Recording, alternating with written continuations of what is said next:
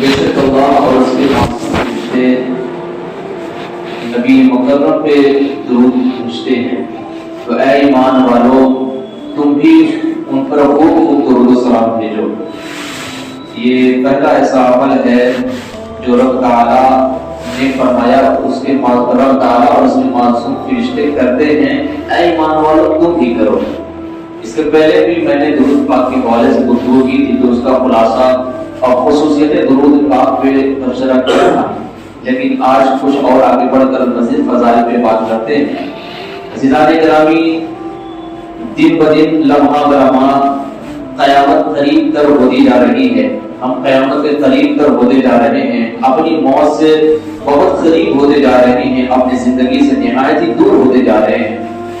وہ دن آنے والا ہے، وہ قیامت عنقریب قائم ہونے والی ہے، جس کے حوالے سے کہا گیا ہے کہ وہ قیامت کا دن جب نفسی نفسی کا عالم ہوگا، باپ بیٹے سے، ماں بیٹی سے، والدین اپنی اولاد سے، اولاد اپنے والدین سے، بھائی بہن سے، بہن بھائی سے، دوست اپنے دوست سے، عزیز و رشتہ دار ایک دوسرے سے، ہر کوئی بھاگتا ہوگا، ہر ایک کو اپنی جان کی پڑی ہوگی، ہر کوئی اپنے لیے فلاح و نجات کے حوالے سے کوشش کر رہا ہوگا، کوئی کسی کا پرسان حال نہیں ہوگا، نہ کوئی کسی کا خیال کرے گا کہ ذرا میرے اس دوست کو بھی لے کر چلو جنت میں، ذرا میں اپنے دوست کی خیریت کر لوں، وہ اس حال میں ہے۔ ایسا تو نہیں کہ کسی برے اعمال کی وجہ سے جہنم میں چلا گیا، کوئی کسی کا پرسان حال نہیں کیا۔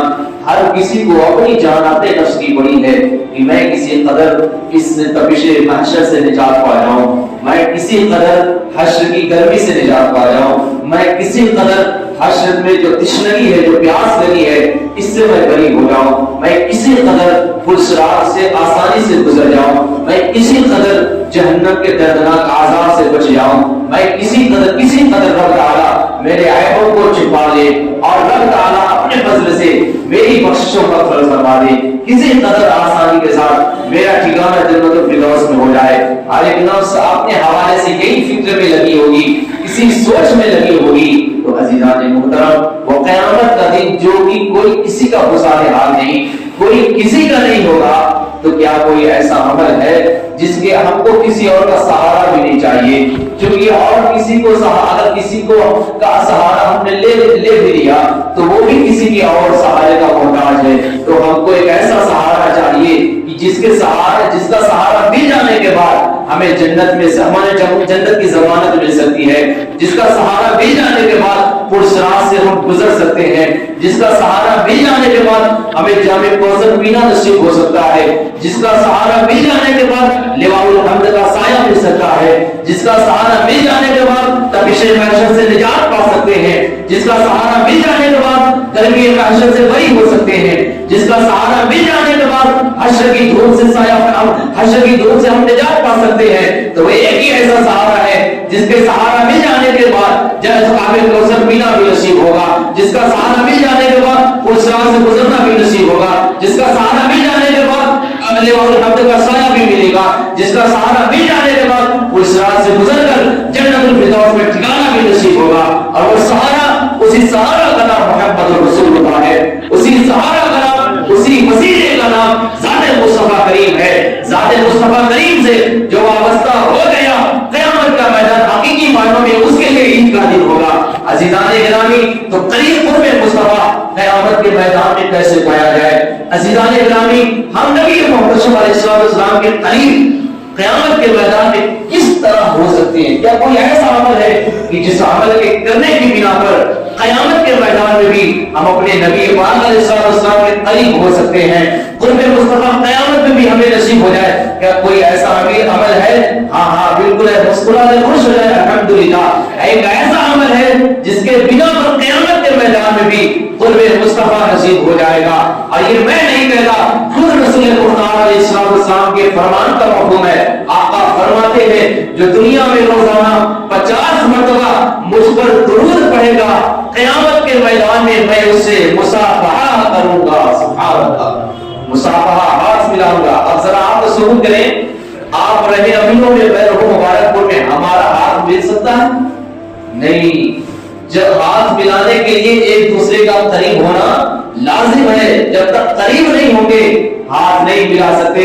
یعنی عزیزان گرامی نبی پاک علیہ السلام کے فرمان کا مفہوم کہ جو روزانہ 50 مرتبہ نبی محتشم علیہ السلام پہ درود پڑھے گا قیامت کے میدان میں اسے قرب مصطفیٰ نصیب ہوگا.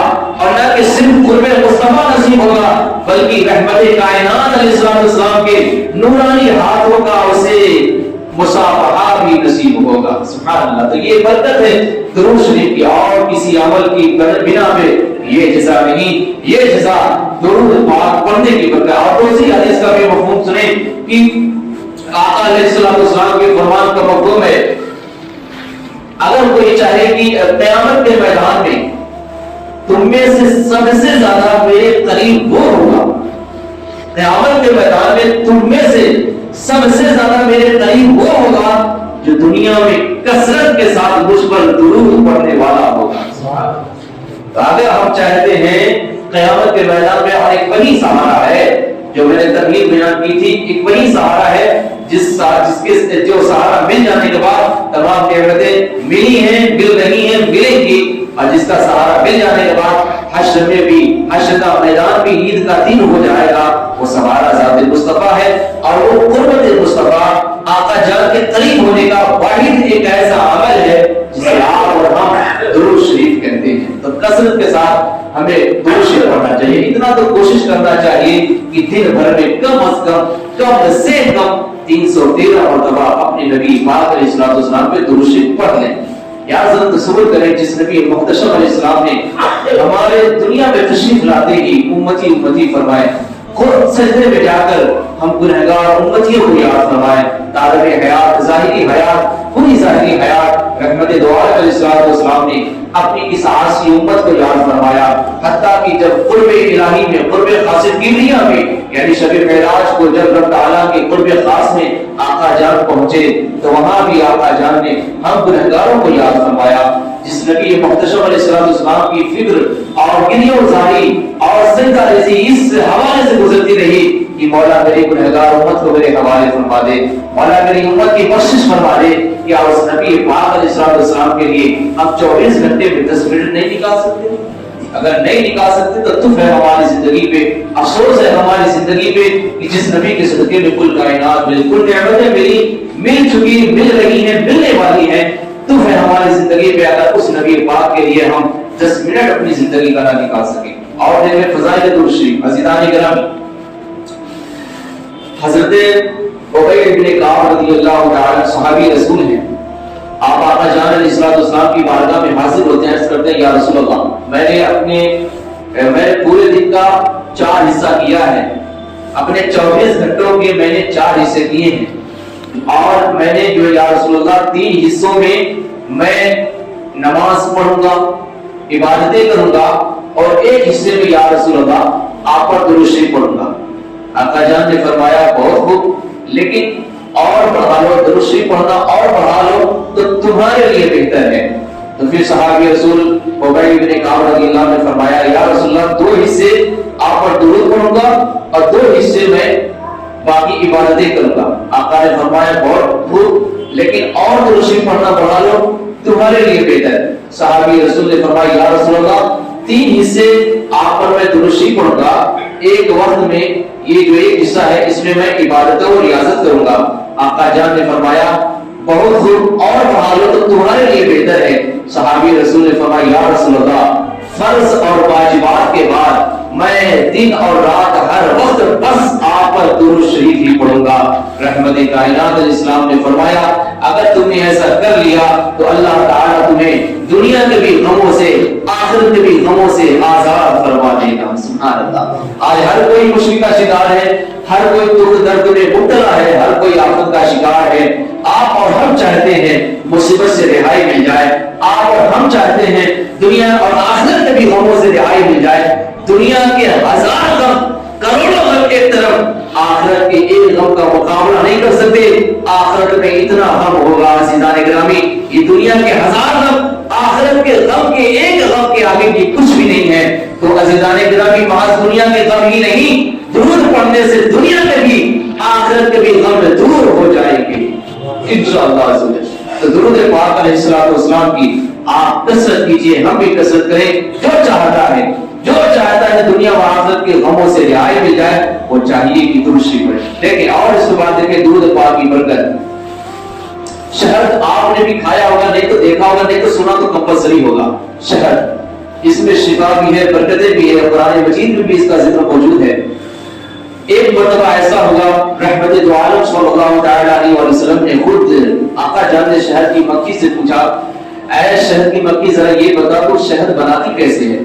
اس نے کہا یا رسول اللہ میں پھلوں اور پھولوں کا رس چوستی ہوں، پتیوں کا رس چوستی ہوں اور اس کے بعد اسے اگل دیتی ہوں، وہ شہد بن جاتا ہے۔ تو آقا نے فرمایا لیکن یہ بتا تو جب الگ الگ درختوں پہ جاتی ہے، الگ الگ پھولوں اور پھلوں کا رس چوستی ہے، تو کوئی پھول ایسا ہوتا ہے جو میٹھا ہوتا ہے، کوئی پھول ایسا ہوتا ہے جو کھٹا ہوتا ہے، کوئی پھول ایسا ہوتا ہے جو میٹھا ہوتا ہے۔ اسی طرح پھل کی بھی عادت، کوئی میٹھا، کوئی کھٹا، کوئی اس کسیلا ہوتا ہے۔ تو آقا نے فرمایا میٹھا، تیکھا، کسیلا اس طرح کا ہوتا ہے رس جو تو چوستی ہے، لیکن تیرا شہد صرف میٹھا ہی کی ہوتا ہے۔ اور یہ علم سائنس ہے، یہ علم بدنیہ ہے، یہ سائنس جو پڑھتے ہیں ان کو معلوم ہے کہ انسان جس طرح کا میوہ کھائے گا، جس طرح کا کھانا کھاتا ہے کثرت سے، تو اس کے جسم کے اعضاء سے وہی چیز ظاہر ہوتی ہے۔ میں اور اندر نہ جا کر ظاہری بات کر دوں کہ اگر فرض کر لیں کہ پیاز ہم نے دن بھر میں زیادہ سے زیادہ کھایا تو پیاز کی بدبو ہمارے پسینے سے ظاہر ہو جائے گی۔ تو جو انسان جو کثرت سے کھاتا ہے اس کے وجود سے اس کی بو ظاہر ہوتی ہے۔ تو آقا نے فرمایا کوئی کسیلا بھی ہوتا ہے، کوئی میٹھا بھی ہوتا ہے، کوئی پھیکا بھی ہوتا ہے، لیکن تیرا شہد محض میٹھا کیوں ہوتا ہے؟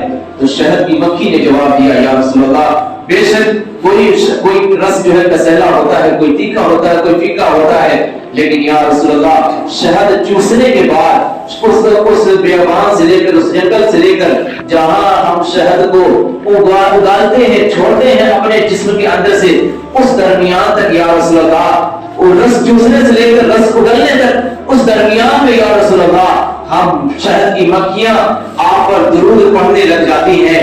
درود کی برکت سے رب تعالیٰ اس کھٹاس کو، اس تکھاس کو مٹھاس میں تبدیل فرما دیتا ہے اور اسے مخلوق کے لیے شفا بنا دیتا ہے۔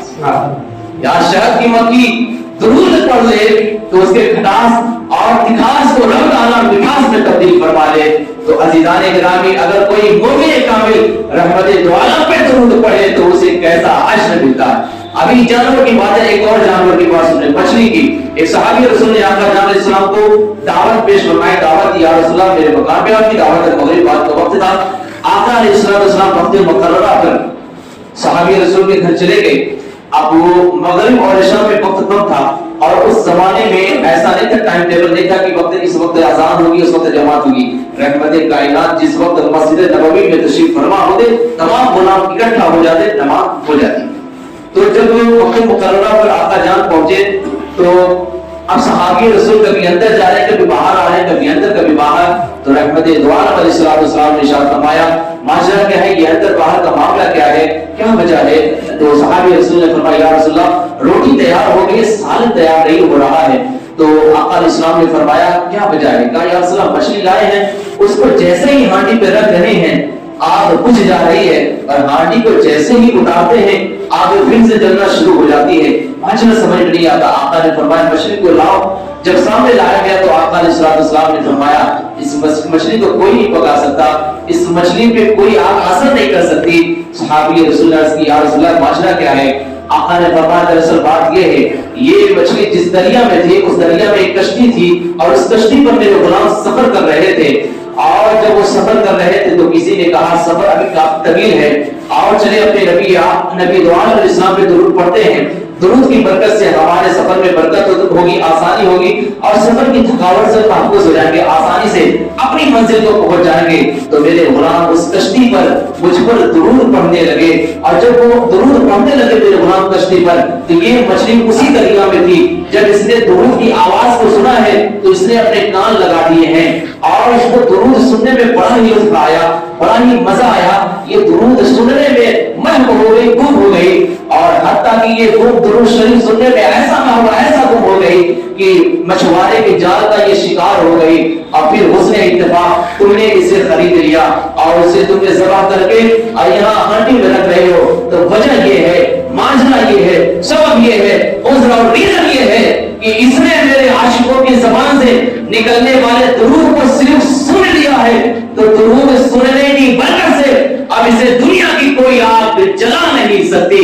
یا تصور کرے نا، ایک مچھلی، ایک جانور اگر نبی کونین پہ پڑھے جانے والے درود کو بہت محبت کے ساتھ سن لے تو اسے دنیا کی کوئی آگ جلا نہیں سکتی۔ تو جو مومن صبح و شام رحمت کائنات پر محبت کے ساتھ درود پڑھتا ہو تو اسے جہنم کی آگ کیسے جلا سکتی ہے؟ جو پڑھے گا صاحب لولاک کے اوپر درود، آگ سے محفوظ اس کا تن بدن رہ جائے گا، آگ سے محفوظ اس کا تن بدن رہ جائے گا۔ تو جو چاہتا ہے جہنم کی آگ سے اپنا تن بدن محفوظ ہو جائے، ایک ہی راستہ ہے، وہ راستہ یہ ہے رحمت کائنات علیہ السلام پہ کثرت سے درود شریف پڑھنے والے بن جائے، اور جو کثرت سے درود پڑھتا ہے قرب مصطفیٰ اسے نصیب ہوتا ہے۔ جو درود شریف پڑھتا ہے رب تعالیٰ کی اس میں رحمتیں بے پناہ نازل ہوتی ہے، اور خود رحمت دو عالم السلام نے ارشاد فرمایا جو مجھ پر ایک مرتبہ درود پڑھتا ہے رب تعالیٰ اس پہ 10 رحمتیں نازل فرماتا ہے، اس کے 10 درجے بلند فرما دیتا ہے، اور اس کے 10 گناہ کو معاف فرما دیتا ہے۔ آقا فرماتے ہیں جو مجھ پر ایک بار درود شریف پڑھتا ہے رب تعالیٰ اس پہ 10 رحمتیں نازل فرماتا ہے، جو مجھ پہ 10 مرتبہ درود شریف پڑھتا ہے اللہ تعالیٰ اس پہ 100 رحمتیں نازل فرماتا ہے۔ آقا فرماتے ہیں جو مجھ پہ 100 مرتبہ درود شریف پڑھتا ہے اللہ تعالیٰ اس کی دونوں آنکھوں کے درمیان پیشانی پہ لکھ دیتا ہے یہ نفاق اور یہ منافقت اور جہنم سے آزاد ہے۔ اور اتنے پر بھی بس نہیں، آقا فرماتے ہیں کل قیامت کے میدان میں 100 مرتبہ درود شریف پڑھنے والا شہداء و صالحین کے ساتھ اٹھایا جائے گا۔ آقا نامدار اسلام نے ارشاد فرمایا جو مجھ پہ روزانہ 1000 مرتبہ درود شریف پڑھے گا اس وقت تک اس کو موت نہیں آئے گی جب تک جیتے جی دنیا میں جنت میں اپنا ٹھکانہ نہ دیکھ لے۔ سبحان اللہ۔ یہ برکت ہے، اور احمد دوار علیہ السلام کا فرمان عبرت نشان یہ بھی ہے وہ بخیل ہے، نہایت سب سے بڑا کمینہ ہے جس کے سامنے میرا ذکر ہو اور اس پر درود شریف نہ پڑھے۔ اور دوسرا فرمان یہ بھی ہے آقا فرماتے ہیں جو درود شریف پڑھنا بھول گیا وہ جنت کا راستہ بھول گیا، تو جو درود شریف پڑھنے والا بن گیا وہ جنت کی راہ کا مسافر بن گیا۔ تو درود شریف عقیدت اور محبت کے ساتھ پڑھیں، یہ اللہ رب العزت کا فرمان قرآن مجید میں موجود ہے۔ اور درود شریف پڑھنا سنت الہیہ ہے، سنت ملائکہ ہے۔ تمام صحابہ نے، اولیاء کاملین نے، بزرگوں نے درود پڑھا ہے۔ جو سب سے زیادہ جو عقیدت اور محبت کے ساتھ درود شریف جتنا زیادہ پڑھتا ہے اسی کو سب سے زیادہ زیارت رحمت للعالمین نصیب ہوتی ہے۔ جو درود شریف پڑھتا اسے آقا جان خواب میں اپنا جلوہ اپنی شان کے مطابق دکھاتے ہیں۔ اللہ تعالیٰ کہنے سننے سے زیادہ مجھے اور آپ کو عمل کی توفیق عطا فرمائے۔ دارِ میں حیات مولا تعالیٰ ہمیں کثرت کے ساتھ درود شریف پڑھنے کی توفیق عطا فرمائے۔ آج یا آج سے پہلے میری زبان پہ سے کوئی بھی کفریہ کلمات و فعل آپ سب کو گواہ بنا کے سچی توبہ کرتا ہوں۔ میرا رب میری توبہ قبول فرمائے۔ استغفر اللہ ربی من کل ذنب واتوب الیہ۔ کلمہ طیبہ آپ بھی پڑھ لیں لا الہ الا اللہ محمد رسول اللہ۔